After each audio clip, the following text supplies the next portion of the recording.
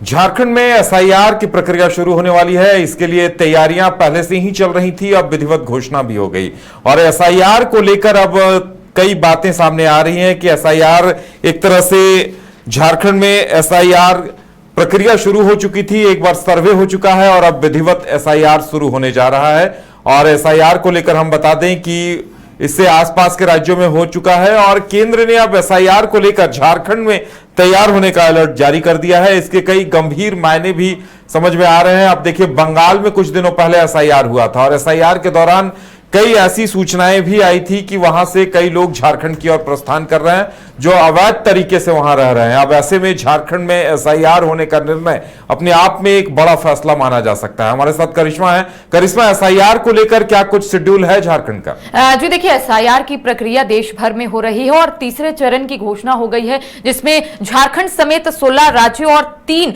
केंद्र शासित प्रदेशों में ये जो एसआईआर की प्रक्रिया है ये शुरू हो जाएगी। और देखिए, अगर झारखंड की बात करेंगे तो ये जो प्रक्रिया है ये 20 जून से शुरू होगी और 7 अक्टूबर तक चलेगी, जिसको लेकर तमाम जो तैयारियां हैं वो पूरी कर ली गई है। अगर हम कांग्रेस की बात करेंगे तो कांग्रेस की तरफ से लगातार ये कहा जा रहा है कि एसआईआर की प्रक्रिया अगर बंगाल और बिहार में हुई है तो ठीक है, लेकिन एसआईआर की प्रक्रिया को लेकर कहीं ना कहीं विरोध जो है वो कांग्रेस की तरफ से देखने को मिल रहा है। आज कांग्रेस के कई ऐसे वरिष्ठ नेता है जिनका यही कहना है कि बंगाल हो या फिर बिहार हो, कई ऐसे वोटर्स है जिनका नाम काटा गया है जो लंबे समय से वोट देते हुए आ रहे थे। ऐसे में उनका कहना है कि अगर झारखंड में भी ऐसे वोटर्स का नाम हटाया जाएगा तो कहीं ना कहीं कांग्रेस जो है विरोध करेगी। कांग्रेस का यही कहना है कि एसआईआर हो, इससे यह पता चलेगा, वेरिफिकेशन होगा और कहीं ना कहीं रिफाइंड चीजें हो जाएगी। लेकिन उनका कहना है कि ये जो प्रक्रिया है अगर इसी तरीके से वोटर्स का नाम काटा जाएगा तो कांग्रेस कहीं ना कहीं इसको लेकर अपनी आवाज को बुलंद करेगी। देखिए, इस बीच अगर झारखंड की बात करेंगे, जो निर्वाचन आयोग की ओर से जारी किया गया है कार्यक्रम, उसके अनुसार यही है कि झारखंड में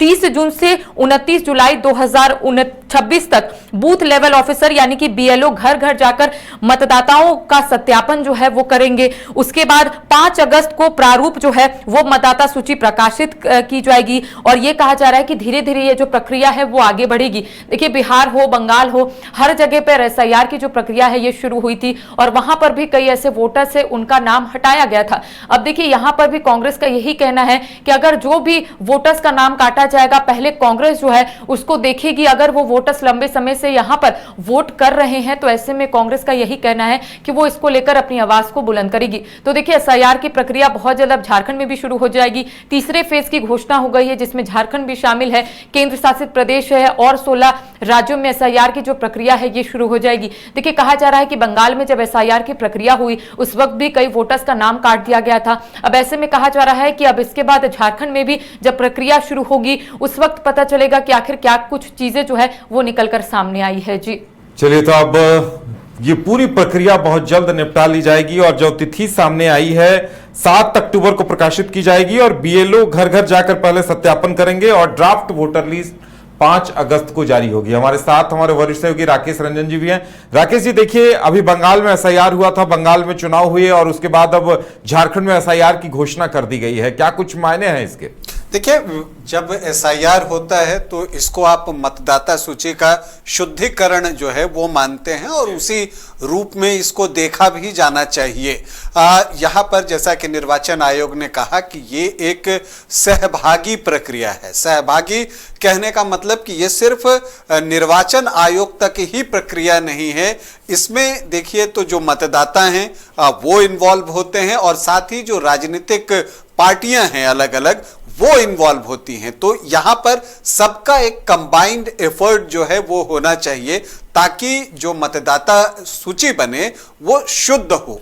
और इसके लिए निर्वाचन आयोग ने राजनीतिक दलों से अपील भी की है कि आप जो है हर बूथ पर अपने बीएलए दें और ये बहुत महत्वपूर्ण है। यहाँ पर बीएलए की भूमिका जो है वो बहुत महत्वपूर्ण होगा। निर्वाचन आयोग की तरफ से भी बीएलओज हर बूथ पर होंगे, लेकिन जो राजनीतिक दल हैं जो उनके बीएलए होंगे वो उन चीज़ों को उठाएंगे और मुझे लगता है कि राजनीतिक दल इसकी तैयारी पहले से कर भी रहे हैं, अपने बीएलए को प्रशिक्षित करने का काम कर रहे हैं। इन सब के बीच निर्वाचन आयोग ने भी जो तारीखों की घोषणा की है तो जो 20 जून से जो शुरुआत होगी तो उस वक्त तैयारी और प्रशिक्षण और प्रिंटिंग का ही काम होगा।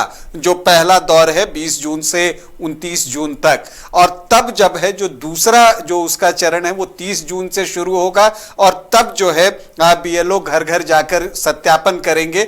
और देखिए ये इसलिए महत्वपूर्ण है कि बहुत सारे जो मतदाता हैं जिनके की मृत्यु हो गई है, तो उनका नाम हटना जरूरी है कि उनका नाम मतदाता सूची से हट जाए। इसके अलावा बहुत सारे नाम जो हैं डबल और ट्रिपल तक होते हैं कि 2 जगह 3 जगह उनके नाम होते हैं, तो उनको हटाने की भी ये एक प्रक्रिया होती है कि हाँ, इसके तहत जब आप सारी चीजें बताएंगे तो फिर किसी एक जगह पर आपका नाम रहेगा। तो इस प्रक्रिया को इसी तौर पर जो है वो देखा जाना चाहिए।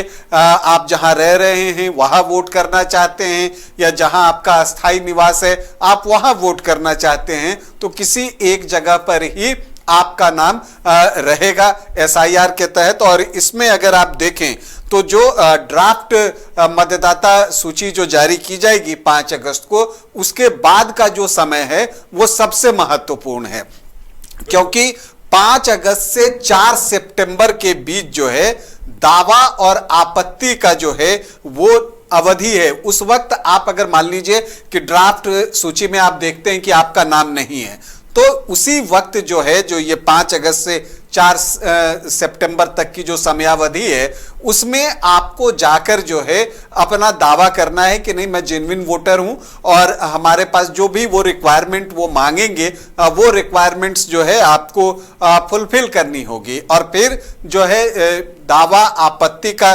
निपटारा होगा 3 अक्टूबर तक। और जब एक बार दावा निपटारा हो जाएगा, आपने जो आपत्ति की वो दावा का निपटारा हुआ, और तब जो है अंतिम मतदाता सूची 7 अक्टूबर को प्रकाशित कर दी जाएगी। और उससे जो है आपको एक जो आप कहते हैं कि वोटर लिस्ट का शुद्धिकरण वो हो जाएगा।